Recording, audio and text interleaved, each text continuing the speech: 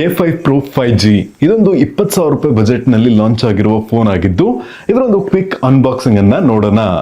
Box ನೋಡಕ್ಕೆ ಈ ರೀತಿ ಕೊಟ್ಟಿದ್ದಾರೆ. ನನ್ನ ಕೈಯಲ್ಲಿರೋದು 8GB RAM 128GB storage variant.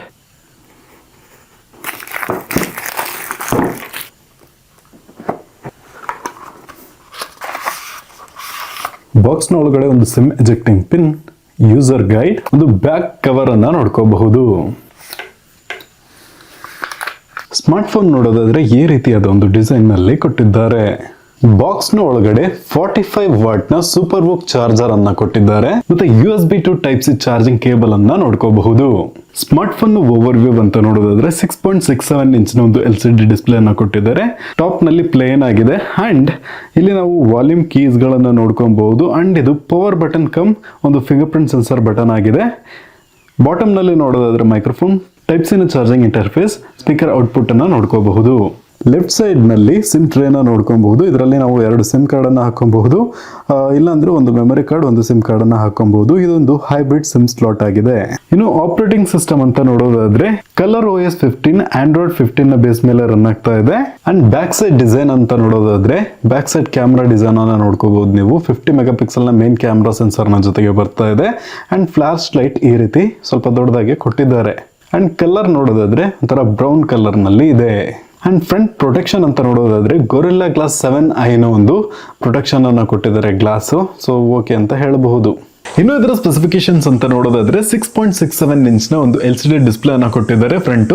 ಮತ್ತೆ ಫ್ರಂಟ್ 8 ಮೆಗಾ ಪಿಕ್ಸೆಲ್ ಕ್ಯಾಮ್ರಾ, ಮತ್ತೆ ಬ್ಯಾಕ್ ನೋಡೋದಾದ್ರೆ 50 ಮೆಗಾ ಪಿಕ್ಸೆಲ್ ಕ್ಯಾಮ್ರಾನ ಕೊಟ್ಟಿದ್ದಾರೆ. 8 ಮೆಗಾ ಪಿಕ್ಸೆಲ್ ಕ್ಯಾಮ್ರಾ ಫ್ರಂಟ್ ಅಲ್ಲಿ ತೆಗೆದಿರುವಂತಹ ಫೋಟೋಸ್ ಅನ್ನ ಇಲ್ಲಿ ಹಾಕಿರ್ತೀನಿ, ನೀವು ನೋಡ್ಕೊಬಹುದು. ಫೋಟೋ ಕ್ವಾಲಿಟಿ ಎಲ್ಲ ಒಂದ್ ಮಟ್ಟಿಗೆ ಓಕೆ ಅಂತಾನೆ ಹೇಳ್ಬಹುದು. ಪ್ರಿವ್ಯೂ ನೋಡುವಾಗ ಅಷ್ಟಕ್ಕೊಂದು ಕ್ವಾಲಿಟಿ ಇರಲ್ಲ. ಫೋಟೋಸ್ ತೆಗೆದ್ಮೇಲೆ ಒಳ್ಳೆ ಒಂದು ಕ್ವಾಲಿಟಿಯನ್ನ ಇದು ಎನ್ಹಾನ್ಸ್ ಮಾಡಿ ಕೊಡ್ತಾ ಇದೆ. ಅಂಡ್ ಆಲ್ಸೋ ಬ್ಯಾಕ್ ಕ್ಯಾಮ್ರಾದ ಕ್ವಾಲಿಟಿಯನ್ನ ನೀವು ನೋಡೋದಾದ್ರೆ ಇದರ ಒಂದು ಕ್ಯಾಮ್ರಾ ಕ್ವಾಲಿಟಿ ಏನಿದೆ ಇದು ಚೆನ್ನಾಗಿದೆ. ಇನ್ನು ಇದರ ಬ್ಯಾಟರಿ ಬಗ್ಗೆ ಮಾತಾಡೋದಾದ್ರೆ 5800 mAh ನ ಒಂದು ದೊಡ್ಡ ಬ್ಯಾಟರಿಯನ್ನು ಕೊಟ್ಟಿದ್ರೆ ಒಳ್ಳೆ ಒಂದು ಪವರ್ ಎಫಿಷಿಯಂಟ್ ಆದ ಬ್ಯಾಟರಿ ಬರುತ್ತೆ. ಒಂದು ನಾರ್ಮಲ್ ಯೂಸೇಜ್ ನಲ್ಲಿ ನಮಗೆ ಆರಾಮಾಗಿ 2 ದಿವಸ ಬರುತ್ತೆ. ಅಂಡ್ ಇನ್ನೊಂದು ಇಂಪಾರ್ಟೆಂಟ್ ಆದ ವಿಷಯ ಏನಂದ್ರೆ ಇದರಲ್ಲಿ 45 ವಾಟ್ ನ ಒಂದು ಫಾಸ್ಟ್ ಚಾರ್ಜಿಂಗ್ ಸಪೋರ್ಟ್ ಇದೆ. ಬಾಕ್ಸ್ ನಲ್ಲೂ ನಮಗೆ ಚಾರ್ಜರ್ ಸಿಗ್ತಿದೆ, ಒಳ್ಳೆ ವಿಷಯ ಅಂತಾನೆ ಹೇಳ್ತೀನಿ. ಅಂಡ್ IP69 ನ water and dust resistant support ಕೂಡ ಕೊಟ್ಟಿದ್ದಾರೆ. ಸೊ ಸ್ವಲ್ಪ ನೀರೆಲ್ಲ ಬಿದ್ರೂ ಕೂಡ ಈ ಒಂದು ಫೋನ್ ಏನೂ ಆಗೋದಿಲ್ಲ. ಒಳ್ಳೆ ಒಂದು ಮಿಲಿಟರಿ ಗ್ರೇಡ್ ಬಿಲ್ಡ್ ಅನ್ನ ಮಾಡಿದ್ದಾರೆ. ಸೊ ನಮ್ಮ ಫೋನ್ ಕೆಳಗೆ ಬಿದ್ರೂ ಕೂಡ ಅಷ್ಟು ಬೇಗ ಹಾಳಾಗೋದಿಲ್ಲ.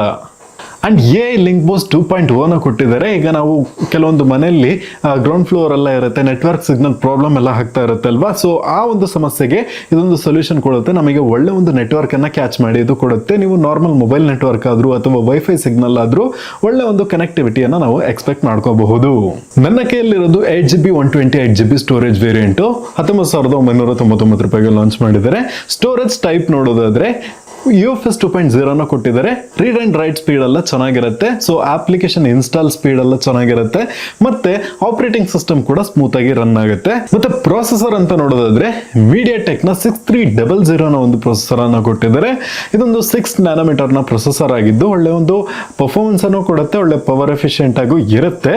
ಬಟ್ ಪ್ರೈಸ್ಗೆ ಕಂಪೇರ್ ಮಾಡಿ ನೋಡುವಾಗ ಸ್ವಲ್ಪ ಕಡಿಮೆ ಆಯ್ತು ಅಂತ ನನ್ನ ಒಂದು ಅನಿಸಿಕೆ. ಯಾಕಂದ್ರೆ ಜಾಸ್ತಿ ಪ್ರೈಸ್ ಇಟ್ಬಿಟ್ಟಿದ್ದಾರೆ. ಮತ್ತೆ ಇದರಲ್ಲಿ ಗೇಮಿಂಗ್ ಎಲ್ಲ ಚೆನ್ನಾಗಿ ಆಡ್ಕೋಬಹುದು ಅಂತ ನೋಡೋದಾದ್ರೆ ನಾನು ಇದು ಗೇಮಿಂಗ್ ಗೋಸ್ಕರ ಸಜೆಸ್ಟ್ ಮಾಡಲ್ಲ. ನನಗೆ ಒಳ್ಳೆ ಒಂದು ಫೋನ್ ಬೇಕಪ್ಪ ನಾರ್ಮಲ್ ಯೂಸೇಜ್ಗೆ ಅಂದ್ರೆ ಇದನ್ನ ನಾನು ಸಜೆಸ್ಟ್ ಮಾಡ್ತೀನಿ. ಆದ್ರೂ ಕೂಡ ಇದರಲ್ಲಿ ಗೇಮ್ ಬೂಸ್ಟ್ ಟೆಕ್ನಾಲಜಿ ಇದೆ. ಅಂಡ್ ಆಲ್ಸೋ 8GB RAM ಇದೆ. ಮತ್ತೆ MediaTek ನ 6300 ನ ಪ್ರೊಸೆಸರ್ ಇದೆ. ಗೇಮಿಂಗ್ ಕೂಡ ಚೆನ್ನಾಗಿ ಆಡ್ಕೋಬಹುದು.